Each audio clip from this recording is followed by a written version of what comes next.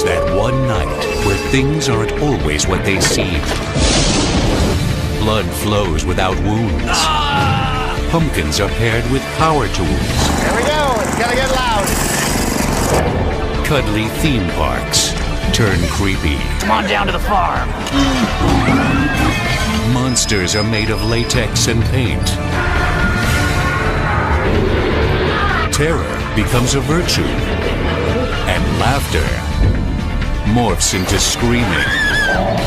Don't try to run, because there's nowhere to hide. It's Halloween tech on Modern Marvels.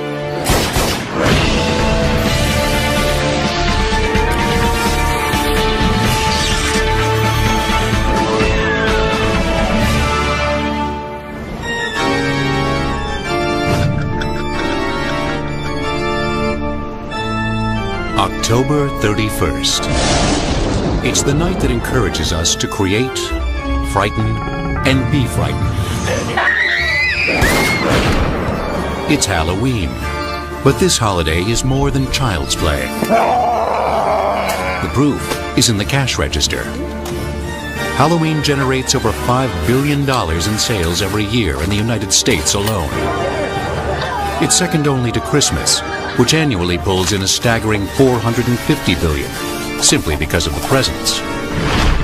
But Halloween is still a ghoulish opportunity to decorate, give, and indulge. All reasons cited by consumer groups for Americans to spend, spend, spend.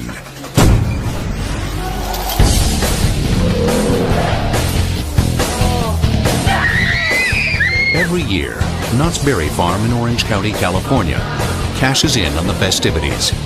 Knott's is home to the largest Halloween attraction in the world. For the entire month of October, the park gets a macabre makeover. And after regular park hours, it reopens as Knott's Scary Farm and unleashes its world-famous Halloween haunt. It was the first theme park conversion of its kind anywhere, and competitors have been dying to catch up since it opened over 30 years ago. Halloween Haunt is a special ticketed event here at Knott's where we transform the whole park from Knott's Berry Farm into a haunted attraction. The streets are filled with ghouls and monsters that chase you around. We transform the rides, we decorate the whole park. It's a complete atmospheric transformation. We have over 500,000 people come into the event, and we run 28 days, so it's about 15% of our yearly attendance. Halloween Haunt is 160 sprawling acres of elaborate mazes, Halloween-themed shows, and hundreds of specially employed monsters. But Halloween Haunt wasn't always a huge production. Halloween Haunt started in 1973 when the Knott family asked some of the employees to decorate the mine ride. And a few of the employees decided to dress up and hide in there. That was very successful, so they did it a little bit more the next year, and it's just progressed from there.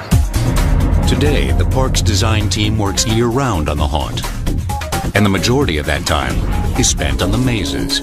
We start planning Halloween Haunt as soon as Haunt this year opens, as we see which mazes were good and which ones need to be improved. So right away we figure out what we need to do better for next year. Each maze takes about 3 weeks to construct, but requires months of planning before building can begin. Maybe February, March, we start doing ground plans and elevate things. Then we start figuring out the prop lists, the lighting, special effects, the talent. 40 for mommy, 41 for daddy. How many for you? So by the time the summer season here opens, we're completely working on Halloween. At the scene shop, the special effects team builds the interactive features for each maze. At the beginning of Haunt, we meet with the design team, and they go through the mazes and they tell us what creatures are in there. We sit down after that and look at each effect and figure out how to make it work. we would figure out which movements they wanted to do, and then mechanically we figure out where the joints go, and it's mostly pneumatic. So we put air cylinders that will actually be the muscles for the movements. Despite the complex circuitry and yards of delicate wiring, these animatronic beasts are built to take a beating. We have to overbuild everything that we build. Everything's got really large bearings and stiff, thick-walled steel because these things have got to run for a month. So when we're designing them, we have to kind of anticipate everything that might go wrong, find out where the weak points are, and then build it accordingly. And let's say it's going to run every 10 seconds. Well, if you do the math, that actually is about 80,000 cycles per haunt. This piece is what we're calling the Alien Queen, and this is the biggest piece that we're doing this year. She goes up to like 12 feet tall with full movement, and then the people will shoot, and she'll drop down and die. While the special effects crew gets over 100 assorted animatronics ready for haunt, a team of carpenters, painters, and fabricators construct walls and set pieces for the new mazes. We probably use about 8,000 2x4 by 16 foot pieces of wood, probably around 800 2x4 by 8 foot. The 8-footers are for building walls and the floor framing. Go through a lot of boxes of screws.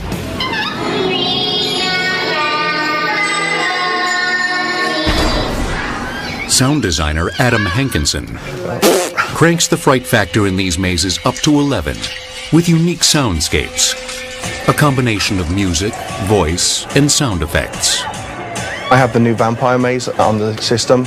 This is called Club Blood, which is going to be like an industrial hangout for vampires. And it's going to be driven mainly by the music track. Where normally a sound engineer would work hard to create dynamics within a piece of audio to give some emotion to the music. I have to break the rules and go the opposite way here. And I have to squash the tracks down and try and keep them very flat and level so that the guest always gets the same experience when you walk through the maze. The mazes are scary on their own, but there's nothing like the human, or in this case, inhuman touch to ignite serious chills. Knott's wardrobe department has the monumental task of outfitting 1,000 monsters with individualized costumes every night. We've learned over the years how to build a costume to survive haunt. We do a lot of double stitching. We also know where the stress points are on the costume, so we'll go in and reinforce that costume with maybe a double layer on the knees, around the elbows. A team of 30 morbid makeup artists puts the finishing touches on each actor. We have a total of 200 employees that are in makeup during haunt. 85 of them are in prosthetic, and 115 of them are in two-dimensional paint. The other 800 monsters are in masks. Over the 3 months leading up to Halloween haunt, all of these departments pull together with the intent to create scare that will have paying customers screaming for more. The success of each Halloween season means longevity for the folks at Knott's Berry Farm. And the same was true for the ancient Celts of what is today Scotland and Ireland. They started the holiday from which Halloween evolved, Samhain. The celebration was a time used by early Celtic societies to prepare supplies and slaughter livestock for winter storage. Food is probably the most important thing in relation to Halloween. It's the harvest festival. Agrarian societies had to have the food to get through the winter. You couldn't go down to the corner store. It was an impossibility. It didn't exist. So that food was very important. Pamela Apkarian Russell ought to know. The self-proclaimed Halloween Queen holds court from her Castle Halloween Museum in Benwood, West Virginia, home to over 15,000 Halloween collectibles. These are our only 2 actual Druid pieces. We've looked for them for many years. These are Victorian pieces from the Order of Druids, which was a rather exciting find for us. The Ancient Druids, a scholarly Celtic group, believed that on October 31st, the boundary between the living and deceased dissolved. They lit bonfires and donned costumes with masks in order to keep evil spirits at bay. The idea of a mask is to conceal. And if what you are wearing is scary enough, then no evil can come to you because it's more scared of you than you are of it. It's a protection thing. Then came the rise of Christianity. Just as when the pagan religions were being persecuted and gotten rid of, all of their sites were taken over by the Christian groups. They put their churches on those sites. They not only incorporated the sites, but they incorporated the dates of their religious festivals. In 835, Pope Gregory IV moved the Catholic celebration All Saints' Day from May 13th to November 1st. The night before became known as All Hallows' Eve. And All Hallows' Eve, or Samhain, was just one of the many holidays that were usurped by the Catholic Church. All Hallows' Eve was eventually shortened to Halloween. The wave of Irish immigrants who fled the potato famine brought the pseudo-pagan harvest festival to the United States around 1845. Pamela Apkarian Russell's Castle Halloween catalogs the holiday's development since it arrived in America. In the mid-20th century, rowdy kids rang in the Devil's Night with noisemakers, and she has about 500 antique styles. And I think it's unfortunate that kids are not using the noisemakers today, because noisemakers are part of keeping away the evil spirits. That's what it's all about. Clickers were what they used during World War II for the Allies to locate each other in France. Castle Halloween Museum is an archaeology of Halloween. It's all the strata. It's the social history of the holiday. All of the things that have affected it, all of the things that people say are part of it, which aren't part of it. It shows you how things evolve. And it demonstrates Halloween's growing economic impact over the last 200 years. After 1900, a company came along called Dennison. Dennison is one of the most important things that happens to Halloween in this country. They came out with a book called the Bogey Book and the Party Book. And in it they sold crepe paper, seals, decorations. But not only did they sell these things, they told you what to do with them. I can't say enough for what Dennison did for the Halloween market, because they commercialized it. Halloween never looked back. A century later, the world's largest seasonal Halloween retailer is Spirit. Mostly because its owners have mastered the art of turning a big profit fast. Generally speaking, works this way. August 1st, store like this, vacant. By September 1st, we're fully merchandised. It's taken about 2 weeks for us to construct it, and by November 2nd, we will close the store and you won't even know we're here. I think about it like the circus. We come in, we roll out our tents, we create the magic, we roll our tents back up, and poof, we're gone. During its short retail season, Spirit stores facilitate Halloween shopping for 25 million people. From its main distribution center in Pineville, North Carolina, Spirit ships goods to 6 regional depots around America. From there, the regional depots disperse merchandise to 625 seasonal Spirit outlets in 47 states. Over 20% of that merchandise is home decor, the fastest growing niche in the Halloween market.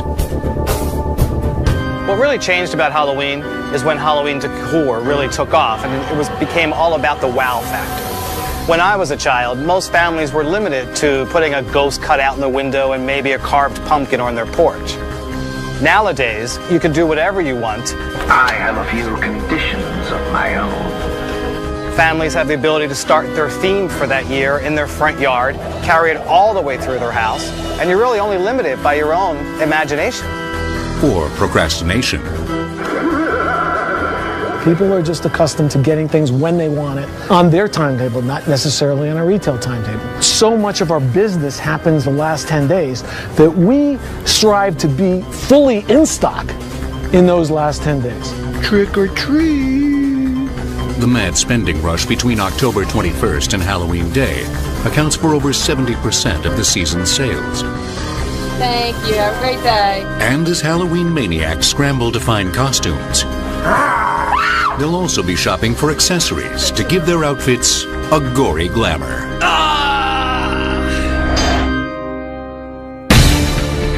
Over 7 million Americans buy Halloween costumes and accessories for their pets every year. In 2007, Devil was the most popular costume for our furry friends. Halloween tech will return on Modern Marvels.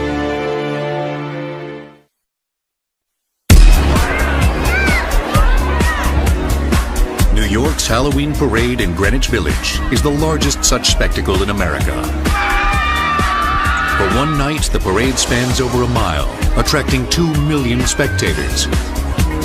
A variety of performers, dozens of floats and giant puppets, and 50,000 costume participants.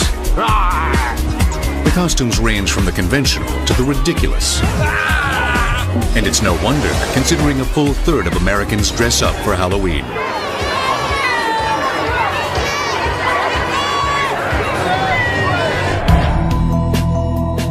For over 75 years, costumes and Halloween have gone hand in hand in the United States.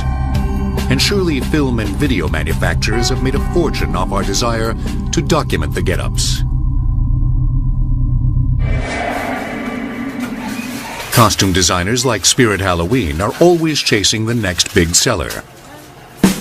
Its creative team may work on a single product concept for up to 18 months in advance of the holiday. But it's trained to change course at a moment's notice. We have a timeline that certainly works well out in advance, but we also have the flexibility to react very quickly to timely issues. So for instance, a political issue that's going to come on suddenly is going to influence costuming. And I can tell you, over the last 4 elections, literally the mask that has sold the most has been the predictor of the eventual winners. While some Halloween costumes parody pop culture personalities that come and go, Cowabunga, dude! others stick to tried and true icons that have endured for decades.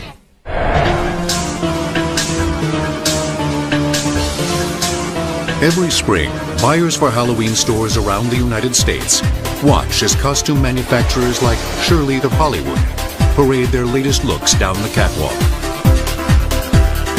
At shows like these, retailers can decide what new favorites will go on shelves next to the classic standbys. If you want to know where Hollywood's elite shop for a little more exclusive look, check out Cinema Secrets in Burbank, California. For more than 20 years, Maurice Stein has been building a Halloween costume and special effects empire out of makeup, latex, and fabric. His women's line of costumes reflects his customers' desire to show more with less. The costumes are getting smaller. The girls today want to see less of a costume. They want to be able to do fantasy fun things. So we're making costumes that are shorter, that are low cut. So you've got your costume, but how do you dress up all that extra skin? Maurice has got that covered too. The Cinema Secrets product line, Wuchi, gives any costume a showbiz quality twist. There are probably over 400 or 500 different Wuchi pieces that can be glued onto the skin. Anywhere on the face, the arms, the body. It's because they are made out of a latex material. They can be used as many as 100 times.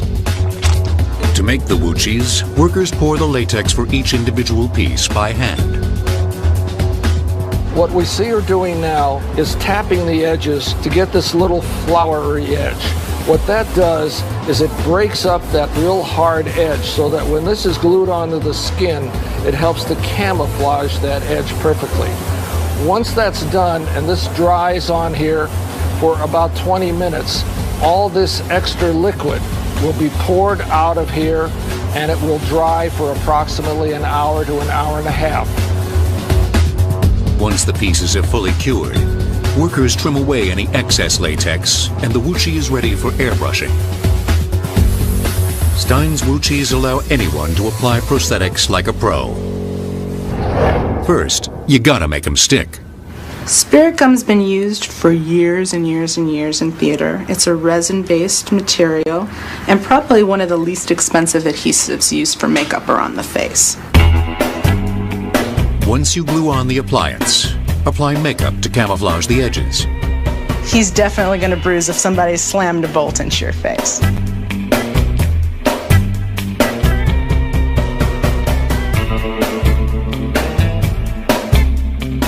Now comes the fun, gory part that everybody loves the most, blood. We've got here 2 actual different types of blood. I'm going to start with our blood gel, which is our more coagulated, because it tends to stick where I want to put it. This is our FX blood, which is your brighter, fresher, runnier kind of blood, like he just got that and it's pouring right down his face. In real wounds, blood clots at different times, so I like to use a little bit of both. And there you have it. You've got your bloody bolt. He's been pretty messed up. An industrial accident. Don't file any reports. Couple your awesome garb with some cool monster makeup, and you'll be a knockout this Halloween. But a mask could be what turns that costume into a real killer. Monster Makers in Lakewood, Ohio creates custom masks, as well as kits for people to make professional-grade latex masks at home. They craft their masks from a type of foam latex that provides a very elastic, skin-like quality. Monster Makers uses several methods to build masks. One way is to pour the latex directly onto the face. Another utilizes a clay model. For this technique, designers create a sculpture of the mask. Then they cast it in plaster to create a mold for mass production. Next, a blender mixes the foam latex components: a foam base, gelling agent, curing agent, and pigment. The mask makers paint the mold with the latex base and use lights to bake the mask at a low temperature. Once the mask is fully cured, workers paint it and add extras like hair, slime, or fake blood. Masked or maskless, Halloween is your ticket to swap your identity for one in your dreams or nightmares. What separates Halloween from everything else is it's a holiday where you can be whatever or whomever you want to be. How fantastic is that? You want to be an astronaut, you want to be a president, you want to be a hero, you want to be a villain, you want to be a ghost. You can be anyone without any consequences. And what could be more fun? Good question. Maybe it would be using a litany of power tools to give this orange icon an extreme facelift. In 2007, Princess was the most popular children's Halloween outfit. Over 4 million little girls, and perhaps some big girls too, wore a variation of the costume. Halloween tech will return on Modern Marvels.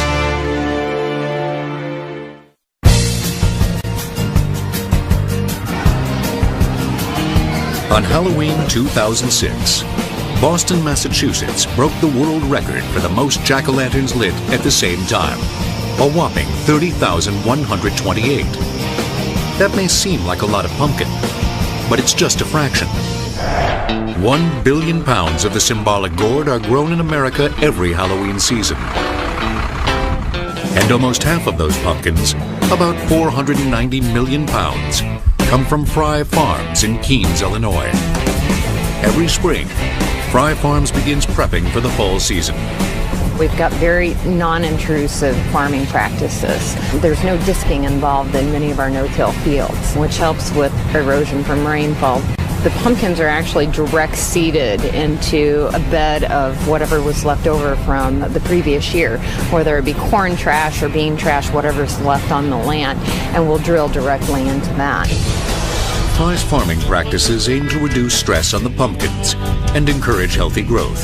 Once we do have the seed planted, we then begin to do two things. We begin by cultivating to try to control the weed pressure, and then also we also add fertilizer as the plants begin to grow. We will begin to see them vine out, and then we will start to see flowers, and at that time we add bees for pollination. Usually it is about 1 hive for every 2 acres. By late summer, the canopy and vines lay down in the fields, and the mature pumpkins are ready for harvest. Workers use pruning shears to detach each one from its vine. And just like cutting up a jack, they've carved up 20 old buses to haul the ripe fruit out of the field. If you notice, we don't have $75,000 tractors pulling massive trailers to harvest things out of the field. We're converting school buses that cost $3,000 to $5,000, and we're cutting the sides out and making them not only the pulling mode of transportation, but also the harvest wagon. During the Halloween season, Fry Farms Produce Headquarters ships pumpkins to strategically placed distribution centers all over the United States. Millions of these pumpkins will be gutted, carved, lit up, and displayed in the days leading up to Halloween. The ritual of crafting jack-o'-lanterns dates back as early as the 17th century in Britain and Ireland, where people often made lanterns out of hearty vegetables, like this hapless little beet. Others carved cabbages, and even turnips. But these lanterns were associated with harvesting long before they were connected with Halloween. Tom Nardone, author of the best-selling book Extreme Pumpkins, is retooling the standard approach to carving the bright orange squash. I got started carving these pumpkins because I really got sick of seeing these terrible painted pumpkins you see at the grocery store. You know, they have like Casper the Ghost painted on them. Like, that's not scary. Who decided that was Halloween? Halloween to me was, you know, fun and scary and adventurous.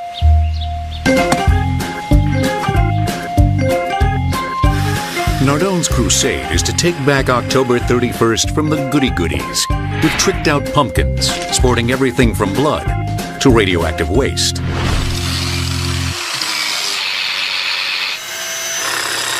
These ain't your daddy's jack-o'-lanterns.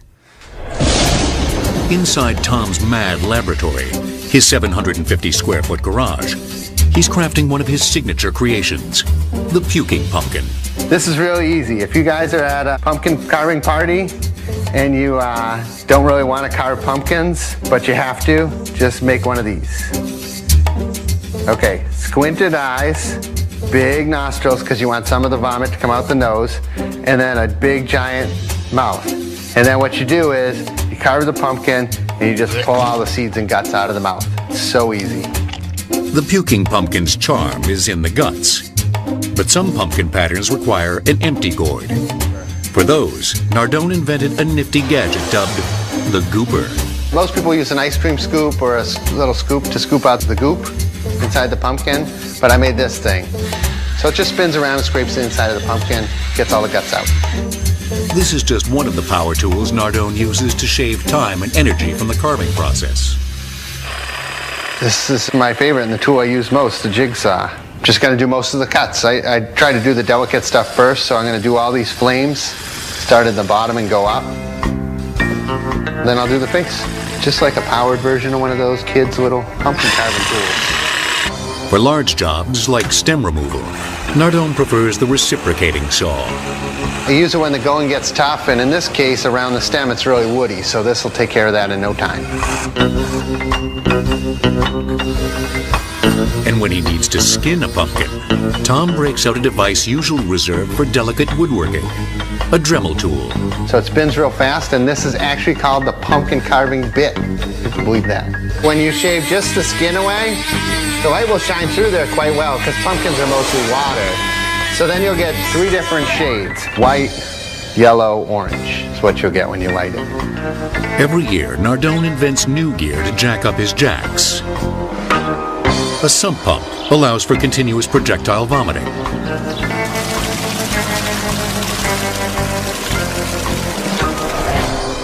This pumpkin, fired up with old furnace parts, needs 10 feet of tree clearance prior to ignition.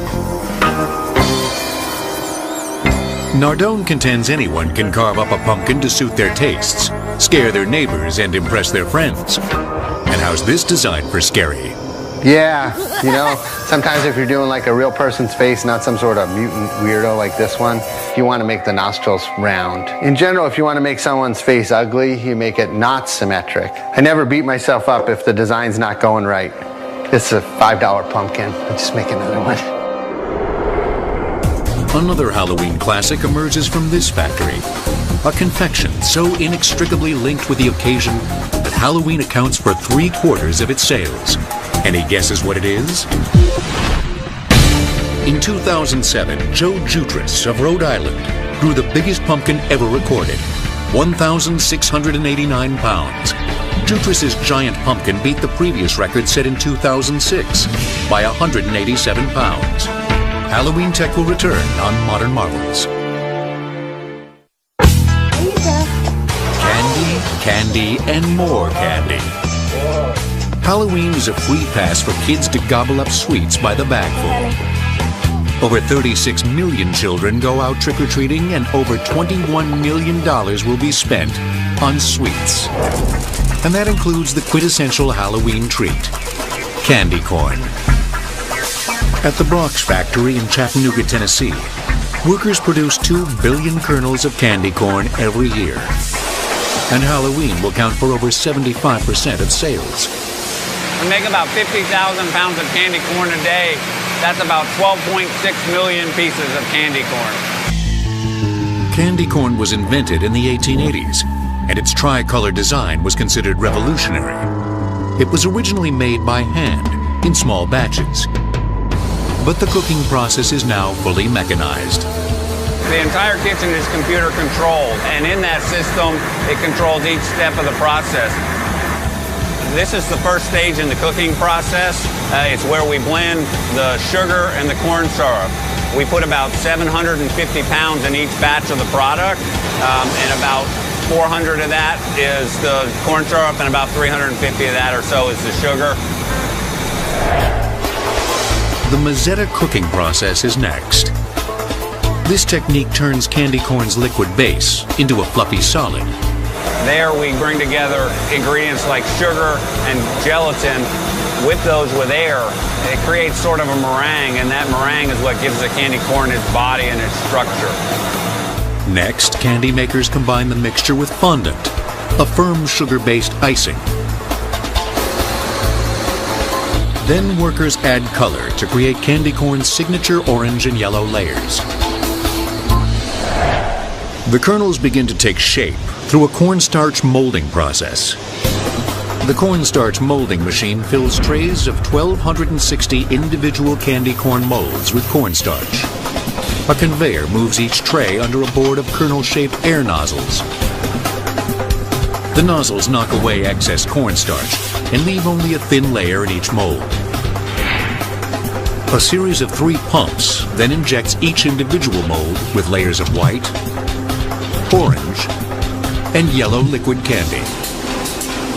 A conveyor then loads the trays into stacks. The liquid kernels cure for 24 hours. They're then polished, and the finished candy corn is sent off to packaging. This is the packaging center where we package the candy corn for retail sale. This bagger will package over 22,000 bags of candy in an 8-hour shift. That's over 66,000 bags of candy corn a day. The scale looks at 10,000 different weight combinations in order to get the exact right amount of candy corn in each customer's bag. But the 96% of Americans who are planning to purchase Halloween confections need more than candy corn to fill those bright plastic buckets. Over 1,000 U.S. candy makers produce bite-sized chocolates. And those mini candy bars for Halloween make up almost 40% of chocolate sales every year. All of which translates into lots of sugar-high trick-or-treaters. The origin of trick-or-treating may be the practice of souling on All Hallows Eve in medieval Britain and Ireland. The poor would go door to door, pleading for change and food. In exchange, the beggars would pray for the household's dead. Scholars still debate whether or not American trick-or-treating is based on this tradition, But kids couldn't care less. All they need to know are those 3 simple words that grant access to sacks of free candy.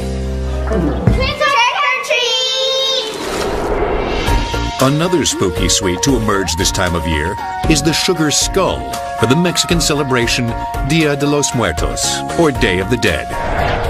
Like Halloween, Day of the Dead was also a dark festival usurped by the Catholic Church. Halloween and Day of the Dead are frequently confused, but in Day of the Dead, the families are inviting their spirits of their family back into the home, and in Halloween, they're trying to scare off the spirits. Day of the Dead was first documented in Mayan codices over 3,000 years ago. They used to celebrate a whole month for the dead children and a whole month for dead adults. And when the priests came from Spain to the New World, they decided that they would not fool with the thing that was so important with the cult of the dead. So what they did was they overlaid the holidays that were being celebrated already, the honoring of the dead, right on top of the Catholic feast holiday, All Souls Day and All Saints Day. Both holidays, however, have a strong emphasis on bringing family together. And making sugar skulls to revere the dead is a time-honored craft. Families place sugar skulls and other offerings to the deceased on an altar, or ofrenda. Immigrants have memories of going to the Indian village markets and farmers markets to buy these. But these are not made by the families. The tradition there is to have a very expert sugar skull maker. But a sugar skull maker will make maybe up to 10,000 skulls and will take about 5 months of the year to make them. The skulls are a simple mixture of water, sugar, and meringue powder. Skull makers adorn each one with the name of the deceased. That comes from a Catholic tradition that occurred about the time of the colonias. That would be about the 18th and 19th centuries, where the bones in the cemetery would be excavated after 7 or 8 years and make room for more people to use the cemetery. They always wanted to make sure that the family got the correct skull of their loved one. So the priests would scratch and etch the name of the person on the top of the skull. Sugar skulls, candy corn, and bite-sized chocolate bars hit the spot for most Halloween revelers. But some are trading in those treats for tickets to a rancid buffet at one of the scariest haunted houses in America, where it's serving up big helpings of high-tech horror nightly. According to the National Confectioners Association, 90% of parents say they eat candy out of their kids' trick-or-treating stash. The most popular items to swipe are mini chocolate bars, while the least favorite candy among thieving parents is licorice. Halloween tech will return on Modern Marvels. The Haunted House. It's big business. The most sought-after attraction by Halloween fanatics. There are over 1,200 haunted houses operating in the United States. And these attractions are thought to bring in over $200 million every year. One wants to lay claim to best in America, even if it means overstepping the limits of good taste. Halloween Productions, Inc. guarantees all-out terror around every turn of the darkness. Its premier haunted house in St. Louis, Missouri. Fright is splattered all over the 2-story, 25,000 square foot haunted house. The Darkness, when it's in operation, has over 40 live actors. We have over 100 sophisticated multi-motion animatronics. We have over 40 sets. We have approximately 10 to 15 computer-generated image effects. We have special effects, air cannons, smell machines. I mean, we have it all here. Every Halloween season, over 50,000 people step into the darkness at $16 a pop. And some never come out.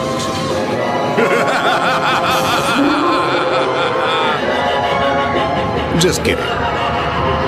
But the patrons are shaken as a blood-curdling spectacle of horror unfolds all around them.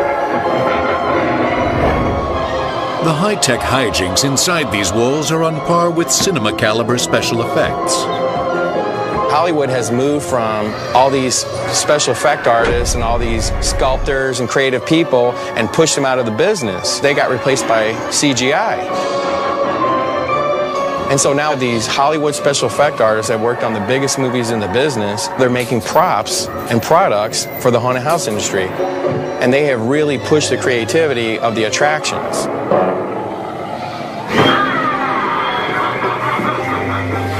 One of the Darkness's Hollywood quality sets, the Swamp House, rocks guests with 360 degrees of motion.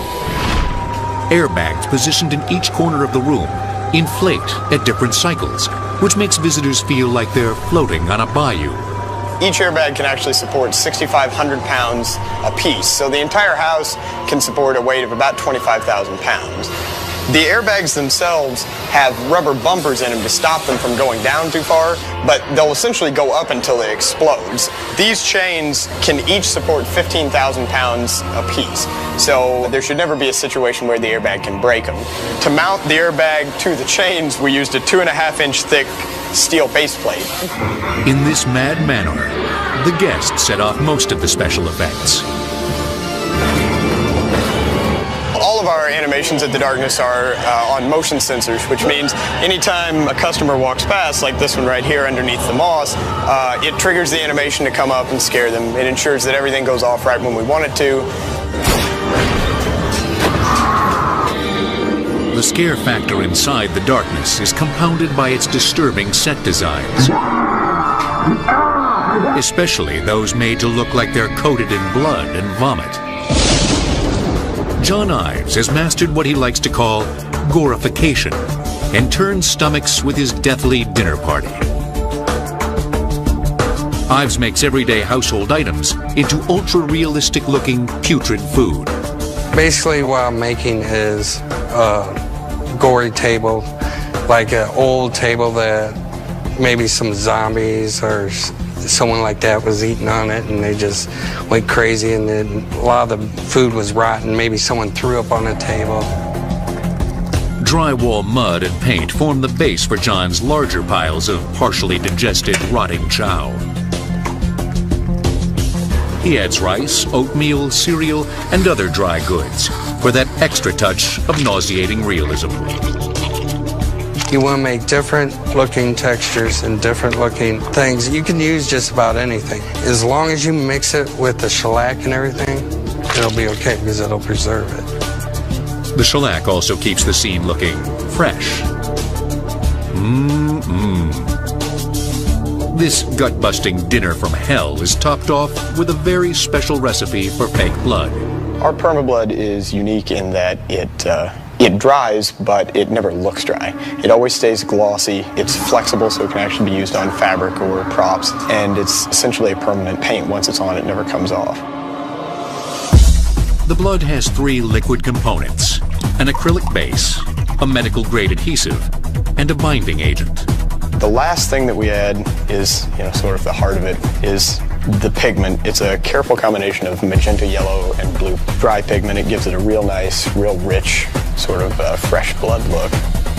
For Larry Kirchner and his team, their work on the Darkness embodies everything they love about giving people the fright of their lives. By having your own haunted attraction, it's like living out the holiday. You're actually able to create your own environment, your own movie, your own interactive play. And all the guests who pay you for it are your specimens, and you're able to test your latest creations on them and see if that scares them or what effect people have by your crazy imagination. The biggest thing about having a good haunted house is just that passion, that love of Halloween.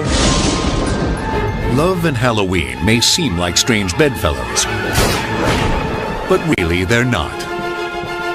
Just ask any kid or adult who's made the neighborhood rounds on the night of nights.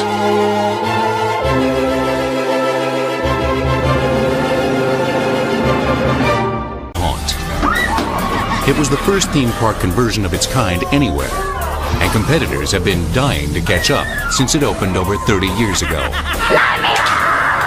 Halloween Haunt is a special ticketed event here at Knott's where we transform the whole park from Knott's Berry Farm into a haunted attraction. The streets are filled with ghouls and monsters that chase you around. We transform the rides, we decorate the whole park. It's a complete atmospheric transformation. We have over 500,000 people come into the event, and we run 28 days, so it's about 15% of our yearly attendance. Halloween Haunt is 160 sprawling acres of elaborate mazes, Halloween-themed shows, and hundreds of specially employed monsters. But Halloween Haunt wasn't always a huge production. Halloween Haunt started in 1973 when the Knott family asked some of the employees to decorate and be frightened. It's Halloween, but this holiday is more than child's play. The proof is in the cash register. Halloween generates over $5 billion in sales every year in the United States alone. It's second only to Christmas, which annually pulls in a staggering $450 billion, simply because of the presents. But Halloween is still a ghoulish opportunity to decorate, give, and indulge. All reasons cited by consumer groups for Americans to spend, spend, spend.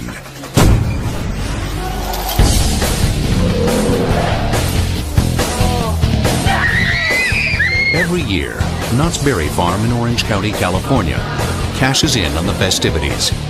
Knott's is home to the largest Halloween attraction in the world. For the entire month of October, the park gets a macabre makeover. And after regular park hours, it reopens as Knott's Scary Farm and unleashes its world-famous Halloween. It's that one night where things aren't always what they seem. Blood flows without wounds. Pumpkins are paired with power tools. Here we go, it's gonna get loud. Cuddly theme parks turn creepy. Come on down to the farm. Monsters are made of latex and paint. Terror becomes a virtue. And laughter morphs into screaming. Don't try to run, because there's nowhere to hide. It's Halloween Tech on Modern Marvels.